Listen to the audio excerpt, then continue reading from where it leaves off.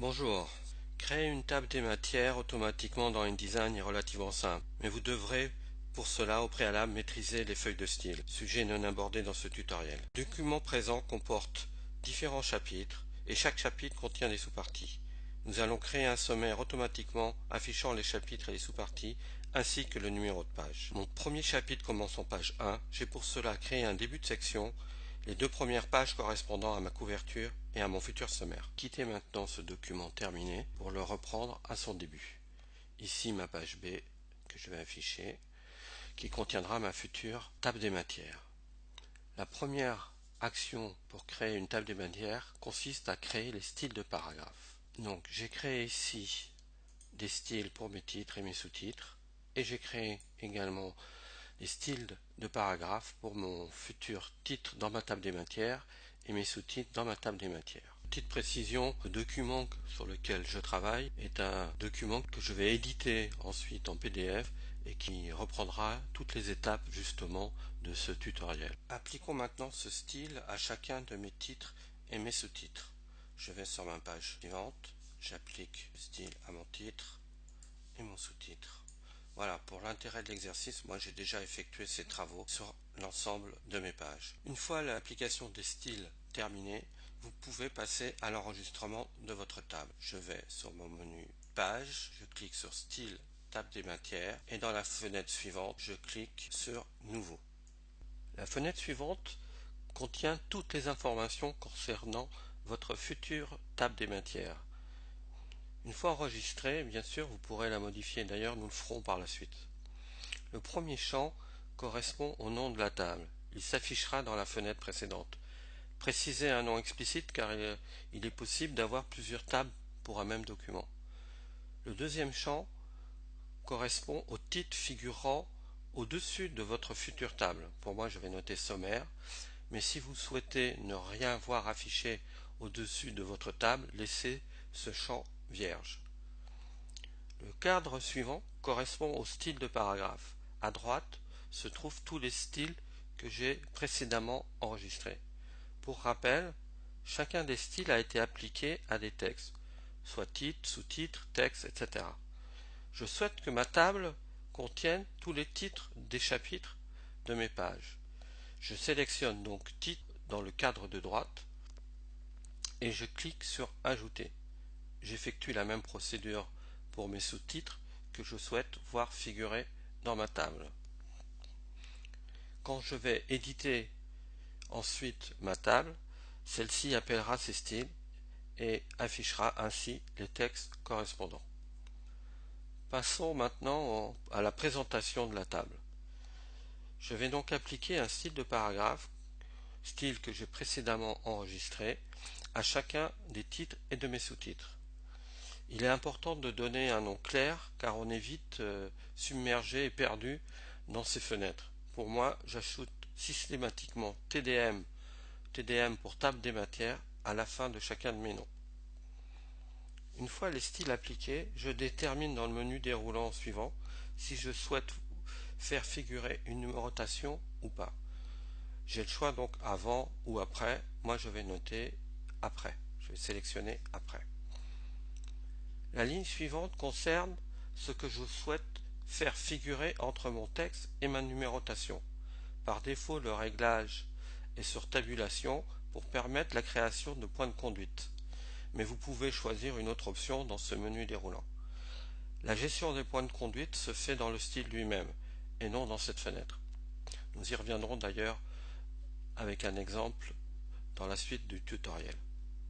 Enfin, vous pouvez appliquer des styles de caractères à votre numérotation ou à vos points de conduite.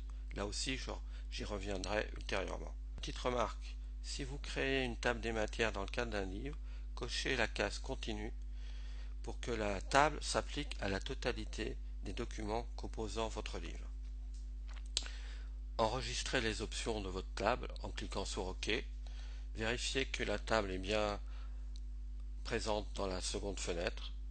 Elle n'est pas encore enregistrée, il faut à nouveau cliquer sur OK pour le faire. Je vais pouvoir maintenant éditer ma table des matières dans ma page sommaire. Je sélectionne le menu page, table des matières. Je retrouve la même fenêtre que précédemment à l'exception de la première ligne qui me propose un menu déroulant. Je sélectionne dans ce menu déroulant mon tuto sommaire précédemment enregistré. Je valide et je me retrouve avec une icône qui me signifie que je vais pouvoir distribuer mon texte entre mes marges. Je clique et voici ma table des matières maintenant éditée dans un bloc texte entre mes marges. Je note quelques erreurs, à commencer par un S à la fin d'introduction, et je note également que j'ai l'absence de point de conduite dans mes sous-titres. Je note également l'absence d'espace avant ma numérotation, ainsi qu'une page blanche inutile que je vais devoir supprimer, et ainsi modifier la numérotation de ma table des matières. Je vais déjà commencer la première des modifications, suppression de ma page blanche. Je la sélectionne dans mon menu page et je clique sur la corbeille. Effectuer ensuite la correction d'orthographe, introduction, je supprime le S et je vais modifier maintenant mon style de table des matières. Je sélectionne mon style, tuto sommaire, et je clique sur modifier. Je vais ajouter l'espace manquant à la fin de ma numérotation, à la fin de ma tabulation.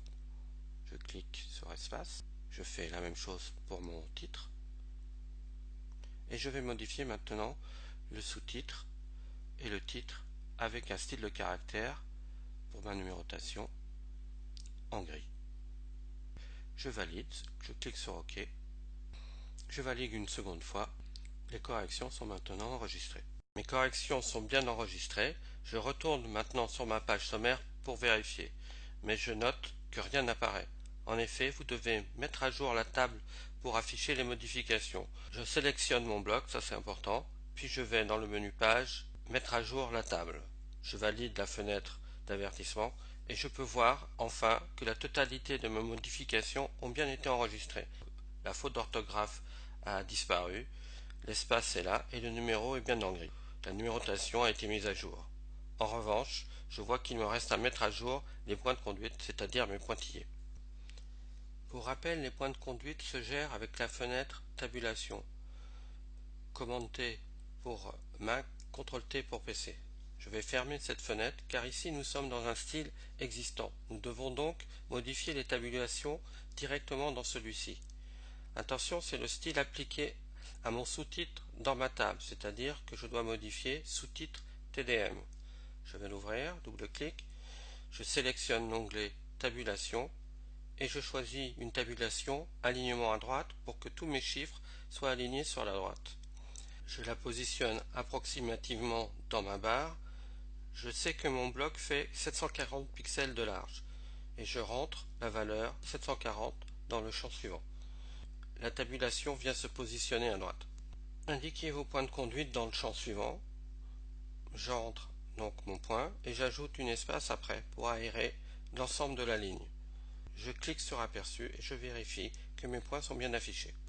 La table est maintenant à jour et terminée. Nous avons pu voir ainsi les différentes étapes constituant la construction automatique d'une table des matières dans InDesign. Je pouvais dire par expérience que dès que l'on a goûté à ce système d'automatisation, on a vraiment du mal à s'en passer. Non seulement on gagne en productivité et en fiabilité, mais également, et ça va être l'occasion pour moi d'un petit bonus supplémentaire, cela permet la création de sommaires interactifs dans les documents PDF. J'exporte mon document, commande E sur Mac et CTRL E sur PC. Je sélectionne Adobe PDF interactif. Si jamais vous sélectionnez impression, il vous faudra cocher la case hyperlien pour que vos documents PDF enregistrent l'interactivité. Je conserve donc interactif. Je clique sur enregistrer et OK. Toutes mes pages sont sélectionnées. Le temps de la création, de la génération du PDF et nous allons pouvoir vérifier que le document, la table des matières, est bien interactif. Je clique sur ma première ligne introduction et je vois bien que mon lien est interactif et j'atteins ma page introduction.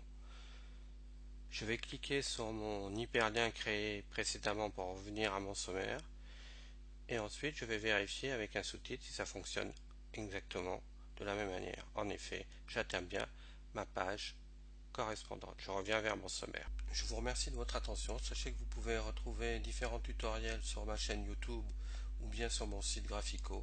J'espère que celui-ci a correspondu à vos attentes et j'espère vous retrouver bientôt pour un nouveau tutoriel.